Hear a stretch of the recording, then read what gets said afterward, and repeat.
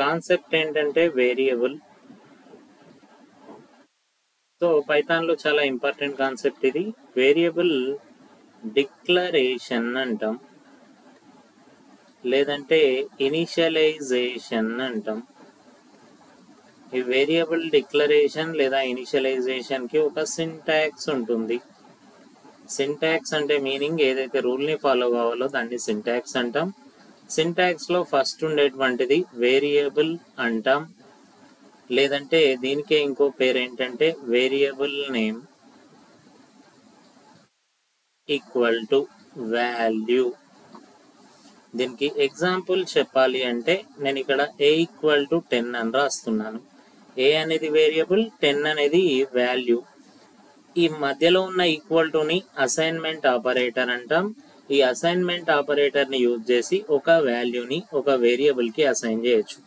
ఇక్కడ 10 ని a అనే వేరియబుల్ కి మనం అసైన్ చేసాం ఈక్వల్ టు అనే అసైన్మెంట్ ఆపరేటర్ ని యూజ్ చేసి. ఈ 10 అనేది వాల్యూ కరెక్టే, కానీ నేను ఇక్కడ రాస్తున్నాను 10.23 అని.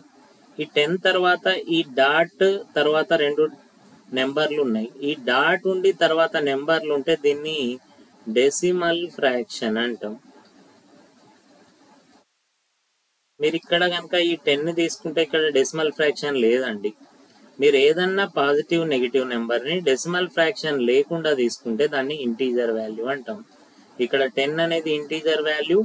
ఈ వాల్యూని దేనికి అసైన్ చేస్తున్నామంటే a అనే వేరియబుల్ కి కనుక a అనేది ఇంటీజర్ వేరియబుల్, 10 అనేది ఇంటీజర్ వాల్యూ. సో మళ్ళీ ఒకసారి రాస్తున్నా, a ఈక్వల్ టు 10 అంటే 10 అనేది ఇంటీజర్ వాల్యూ, a అనేది ఇంటీజర్ వేరియబుల్.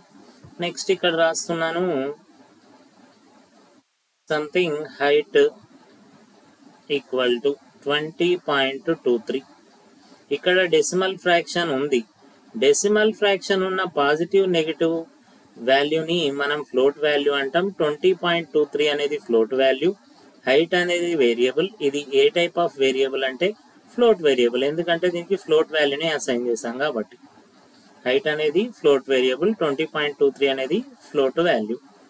నెక్స్ట్ ఇక్కడ రాస్తున్నాను something sign equal to single quotation లో n అని రాస్తున్నా. సింగిల్ కొటేషన్ లో సింగిల్ లెటర్ రాస్తే దీన్ని స్ట్రింగ్ వాల్యూ అంటాం. n అనేది స్ట్రింగ్ వాల్యూ, ఈ సైన్ అనేటువంటిది variable. A type of variable అంటే ఇది స్ట్రింగ్ వేరియబుల్. నెక్స్ట్ ఇక్కడ రాస్తున్నాను సంథింగ్ డిస్ట్రిక్ట్ అని. District equal to double quotation లో నల్గొండ అని రాస్తున్నాను. నల్గొండ అనేది వాల్యూ, డిస్ట్రిక్ట్ అనేది వేరియబుల్. సో నల్గొండని డబల్ కొటేషన్ లో రాస్తాం కాబట్టి దీన్ని కూడా స్ట్రింగ్ వాల్యూ అంటాం. డబల్ కొటేషన్ లో గ్రూప్ ఆఫ్ లెటర్స్ ఉన్నా దీన్ని స్ట్రింగ్ వాల్యూ అంటాం. డిస్ట్రిక్ట్ అనేది స్ట్రింగ్ వేరియబుల్. నెక్స్ట్ ఇక్కడ రాస్తున్నాను address equal to triple quotation లో రాస్తున్నాను ఎస్ఆర్ నగర్. నెక్స్ట్ లైన్ లో రాస్తున్నాను హైదరాబాద్. నెక్స్ట్ లైన్ లో రాస్తున్నాను తెలంగాణ. మళ్ళీ ట్రిపుల్ కొటేషన్స్ తో క్లోజ్ చేస్తున్నా. ఈ ట్రిపుల్ కొటేషన్ లో ఉన్నది మొత్తం వాల్యూ, ఈ అడ్రస్ అనేది వేరియబుల్. ట్రిపుల్ కొటేషన్ ల మల్టిపుల్ లైన్స్ ల గ్రూప్ ఆఫ్ క్యారెక్టర్స్ రాస్తే దీన్ని కూడా స్ట్రింగ్ వాల్యూ అంటాం. మరి అడ్రస్ ఏంటిదంటే ఇది స్ట్రింగ్ వేరియబుల్. సో మీరు ఇక్కడ స్టార్టింగ్ లో చూస్తే a ఈక్వల్ టు 10 అని రాస్తున్నామండి. 10 అనేది వాల్యూ, దీన్ని దేనికి అసైన్ చేసినామంటే a అనే వేరియబుల్ కి అసైన్ చేసాం. ఒక వేరియబుల్ కి ఒక వాల్యూని అసైన్ చేయడాన్ని ఏమంటామంటే ఇనిషియలైజేషన్ అంటాం. ఎప్పుడైతే మీరు ఇనిషియలైజేషన్ చేస్తారో దీన్నే డిక్లరేషన్ ఇనిషియలైజేషన్ అంటాం. a ఈక్వల్ టు 10 రాసినప్పుడు ఆటోమేటిక్ గా ఏంటిదంటే దీన్నే ఇనిషియలైజేషన్ లేదంటే దీన్నే డిక్లరేషన్ అని కూడా మనం అంటాం. ఇక్కడ ఈక్వల్ టు సైన్ కి ముందున్నవన్నీ ఏ, హైట్, సైన్, డిస్ట్రిక్ట్, అడ్రస్ వీటన్నిటిని కూడా ఏమంటామంటే వేరియబుల్ లేదా వేరియబుల్ నేమ్ అంటాం.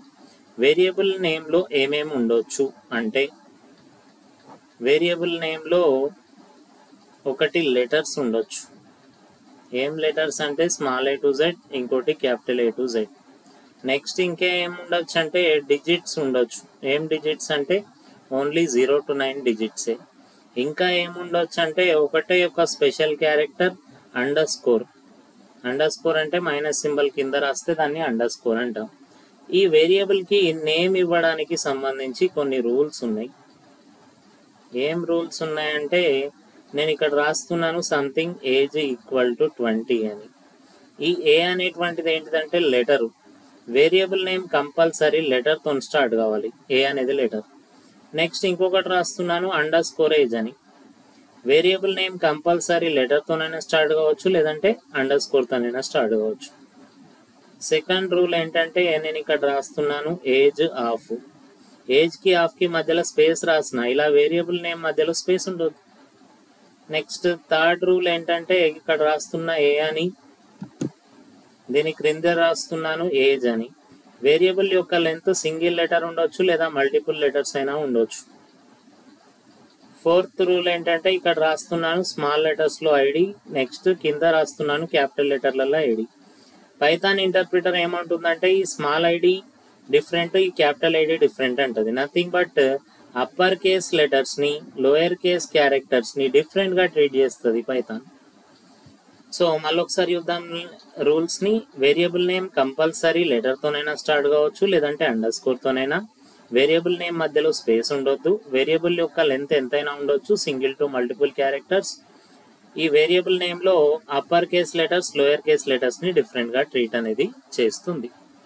ఇవి వేరియబుల్కి సంబంధించినటువంటి కొన్ని రూల్స్.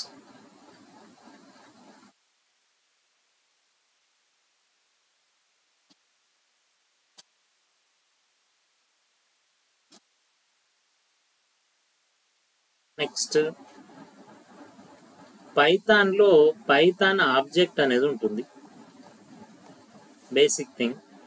పైథాన్లో దేన్నైనా సరే మనం ఆబ్జెక్ట్ అని అంటాం. ఈ పైథాన్ ఆబ్జెక్ట్ యొక్క బేసిక్ స్ట్రక్చర్ ఏ విధంగా ఉంటుందంటే సంథింగ్ ఇలా ఉంటుందండి.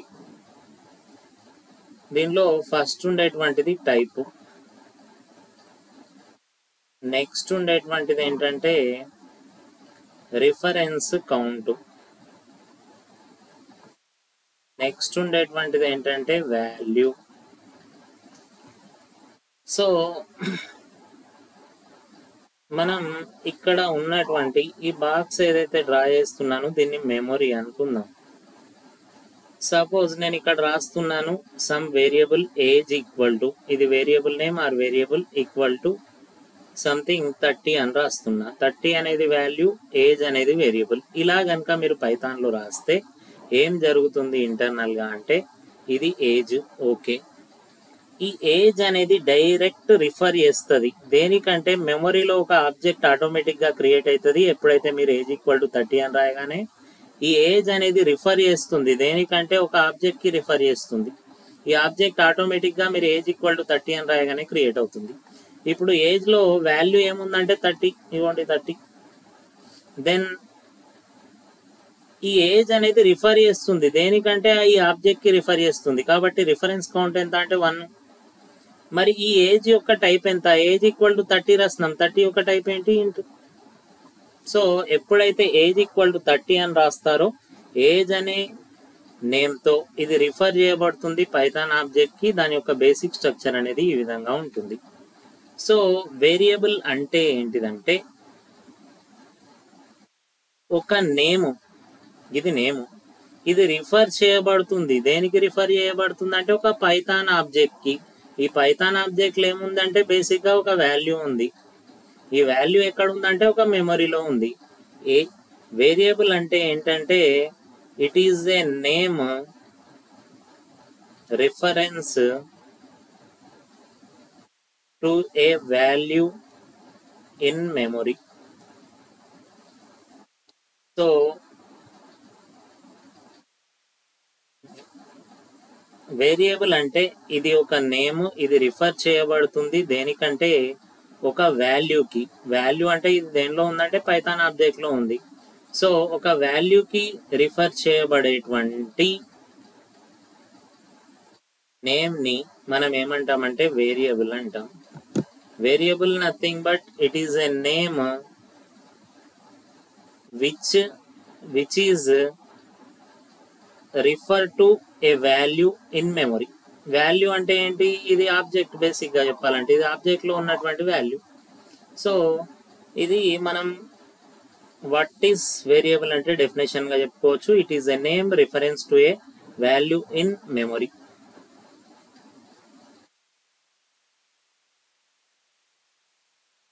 దెన్ నేను ఇక్కడ రాస్తున్నాను ఏజ్ ఈక్వల్ టు 30 అని. ఒక 2 years తర్వాత సేమ్ పర్సన్ యొక్క ఏజ్ ఏమవుతుంది, 32 అవుతుంది. ఇక్కడ ఈ వేరియబుల్లో ఉన్న వాల్యూ ఎంత అంటే 30, ఇక్కడ వాల్యూ ఎంత అంటే 32. అంటే వేరియబుల్లో ఉన్నటువంటి వాల్యూ ఇది ఫిక్స్ ఉందా అంటే లేదు. సో వేరియబుల్లో ఉండేటువంటి వాల్యూ అనేది ఫిక్స్డ్గా ఉండదు, ఇది టైంని బట్టి చేంజ్ అవుతుంది. నెక్స్ట్ ఈ వేరియబుల్లో కొన్ని బేసిక్ థింగ్స్ ఉన్నాయి. ఇక్కడ RNO ఈక్వల్ టు 40 అని రాస్తున్నాను. Next name equal to double కొటేషన్లో సంథింగ్ మాహి అని రాస్తున్నాను. RNO అనేది వేరియబుల్, నేమ్ అనేది వేరియబుల్, 40 అనేది వాల్యూ, డబల్ కొటేషన్లో మాహి అనేటువంటిది వాల్యూ. ఇక్కడ రాస్తున్నాను RNO comma name equal to 40 comma double కొటేషన్లో మాహి. సో మీరు ఈ రెండు స్టేట్మెంట్స్ రాసిన ఒకటే, లేదంటే దీన్ని సింగిల్ స్టేట్మెంట్గా ఈ విధంగా రాయొచ్చు. నెంబర్ 2 ఇంకొక థింగ్ ఉంది. Rule number equal to 12, rank equal to 12 అని ఉంది. ఈ రెండు స్టేట్మెంట్స్ని కలిపి సింగిల్ స్టేట్మెంట్గా రాయాలంటే RNO equal to rank equal to 12 అని రాయొచ్చు. సో ఇది థింగ్. ఓవరాల్గా వేరియబుల్ గురించి చెప్పాలంటే ఇది ఒక నేమ్, ఇది రిఫర్ చేస్తుంది ఒక వాల్యూకి, ఏ వాల్యూ కంటే మెమొరీలో ఉన్నటువంటి వాల్యూకి. సో నెక్స్ట్ ఇంకా చెప్పాలంటే వేరియబుల్లో ఉండేటువంటి వాల్యూ ఏదైతే ఉండదో అది ఫిక్స్డ్గా ఉండదు, అది చేంజ్ అవుతుంది. నెక్స్ట్ ఇంకా చెప్పాలి అంటే వేరియబుల్ అనేది ఏ టైప్ అయి ఉండొచ్చు అంటే ఇది ఇంట్, ఫ్లోట్, క్యార్, స్ట్రింగ్, కాంప్లెక్స్ ఏదైనా టైప్ ఇది అయి ఉండొచ్చు. సో ఇది బేసిక్గా వేరియబుల్ గురించి. సో ఇది అయితే ఇంపార్టెంట్ టాపిక్. Thank you.